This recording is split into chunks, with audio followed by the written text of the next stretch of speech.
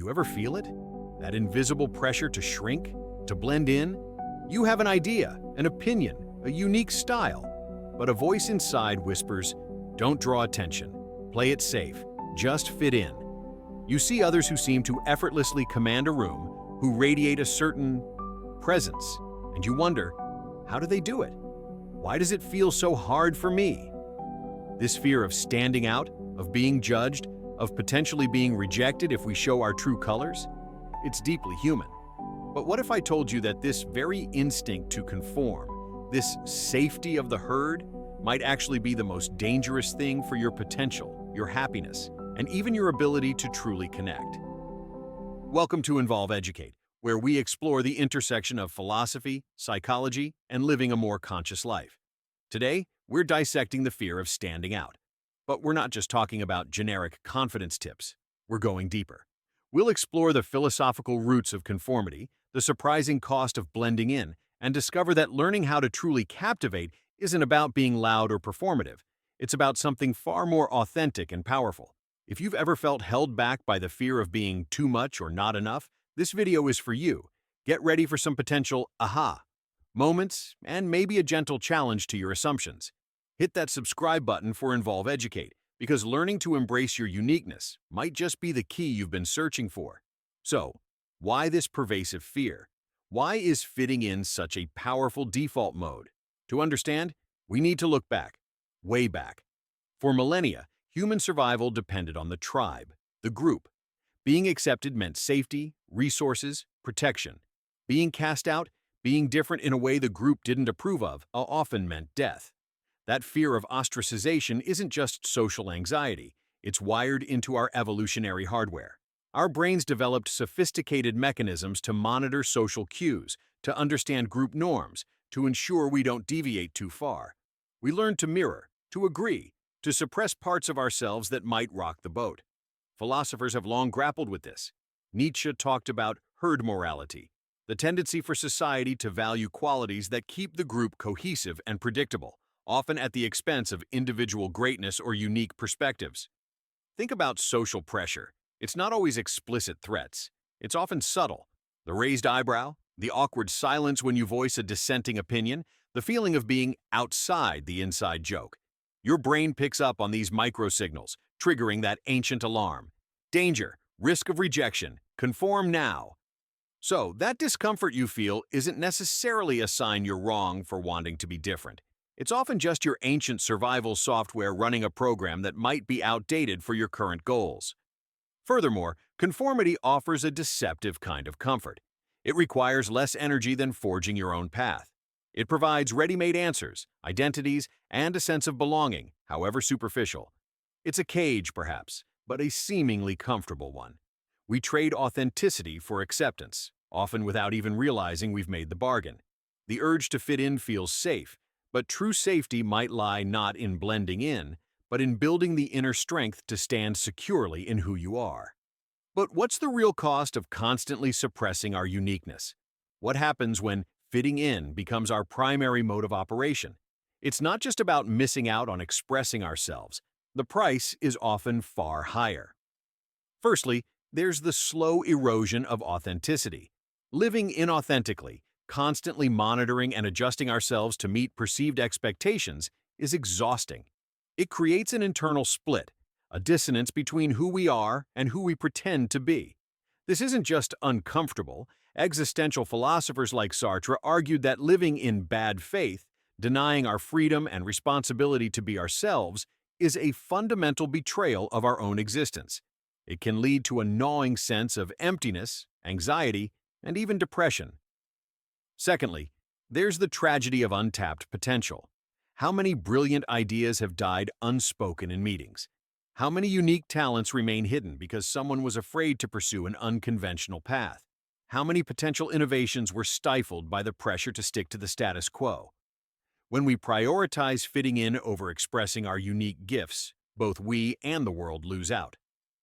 And here's a slightly controversial thought. We often believe fitting in leads to better connections. But does it? True connection requires vulnerability and authenticity. If we only show a curated, conforming version of ourselves, Can anyone truly connect with us? Or are they just connecting with the mask? Perhaps the relentless pursuit of fitting in actually prevents the deep, meaningful connections we crave. The greatest risk isn't standing out and facing potential judgment. The greatest risk is blending in so much that you lose yourself entirely, living a life dictated by external pressures rather than internal truth, and arriving at the end filled with the quiet regret of what-ifs. So, if blending in is risky, how do we learn to stand out? And more than that, how do we learn to captivate? When we think of captivating people, we might imagine loud extroverts, performers, people with dazzling charisma. But that's a limiting view. True captivation, the kind that draws people in authentically, often has less to do with performance and more to do with presence and authenticity. It's not about putting on a show, it's about showing up fully as yourself. Think about someone you find genuinely captivating. What is it about them? Often, it's their presence. They seem fully engaged in the moment, whether they're speaking or listening. They make you feel seen. This connects deeply to philosophical and spiritual traditions emphasizing mindfulness, being fully present, aware, and engaged with reality as it is. When you are truly present, you naturally radiate a certain energy, a certain focus that is inherently magnetic. It's also about authentic expression. Captivating people often aren't afraid to be themselves, quirks and all. They communicate their ideas and feelings honestly, though perhaps skillfully. They aren't trying to be someone they're not. This authenticity creates trust and resonance. We're drawn to people who seem real. And controversially again, sometimes it even involves vulnerability. As researcher Brené Brown has powerfully shown, vulnerability isn't weakness, it's courage. Sharing our imperfections, our struggles, appropriately of course, makes us relatable, human, and often, paradoxically, more compelling and trustworthy than someone projecting constant perfection. Captivating others isn't primarily about mastering external techniques or faking charisma. It's an inside-out job. It flows naturally from being deeply present, authentically yourself, and having the courage to show up, imperfections included. So, how do we cultivate this authentic presence, this courage to stand out and captivate naturally? It's a practice, not a quick fix. Here are some philosophical principles translated into actionable steps. Know thyself, the foundation of authenticity. As the ancient Greek philosophers advised, know thyself. You can't be authentic if you don't know who you authentically are. Take time for introspection. What are your core values? What are your genuine interests and passions, separate from what's popular or expected? What are your strengths? What are your unique quirks? Journaling, quiet reflection, even therapy can help uncover this. Authenticity starts with self-awareness. Embrace imperfection, the power of wabi-sabi. In Japanese aesthetics, wabi-sabi celebrates the beauty of imperfection, impermanence, and incompleteness. Apply this to yourself. Stop striving for some unattainable ideal of perfection. Accept your flaws, your awkwardness, your uniqueness. Often, it's our imperfections that make us relatable, interesting, and genuinely captivating. Perfection is often sterile and intimidating. Practice presence, mindfulness in action. Captivation requires being here, now. Practice mindfulness not just in meditation, but in daily life. When you're talking to someone, really listen. Put away your phone. Make eye contact. Notice your breath. When you're working on a task, try to focus solely on that task. Reducing mental clutter allows your natural presence to shine through. Presence is quiet confidence. Take small acts of courage, building the standing out muscle.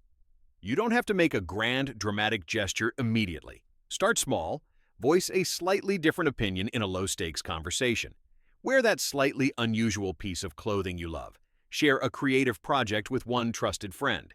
Each small act where you choose authenticity over conformity builds courage and reinforces your ability to stand out when it matters more. Choose your environment and tribe wisely. It's much harder to stand out if you're constantly surrounded by judgment or pressure to conform. Seek out people and environments that celebrate uniqueness, encourage diverse perspectives, and offer genuine support. Find your tribe, the people who appreciate you for who you are, not who they think you should be. Their acceptance can powerfully counteract the fear of wider judgment. Focus on contribution, not approval. Shift your motivation. Instead of thinking, how can I impress these people? Or, will they like me if I say this? Logically ask, what unique value can I contribute here? Or, how can I express my truth constructively? When your focus is on contribution and authentic expression rather than seeking external validation, the fear of judgment often diminishes significantly. Learning to captivate isn't about adding layers. It's about removing the layers of fear and conformity that hide your authentic self. It's about revealing, not performing. The fear of standing out is real, rooted deep in our history.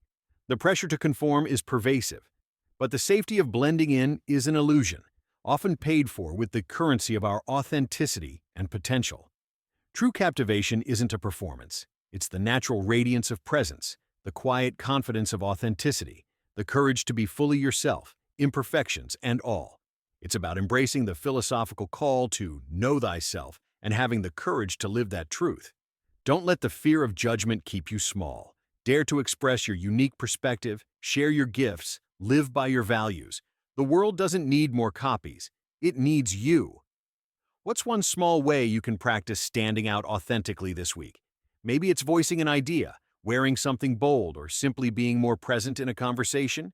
Share your commitment or your thoughts in the comments below. Let's inspire each other. If this exploration of authenticity and courage resonated, please hit that like button. It helps Involve Educate reach more curious minds. Share this video with anyone you know who might be hiding their light. And if you're ready to keep exploring ideas that challenge, inspire, and help you evolve, make sure you subscribe to Involve Educate and click the notification bell. There's so much more to discover together. Remember, fitting in is easy. Standing out authentically takes courage, but it's in standing out that you truly begin to live. Thank you for watching.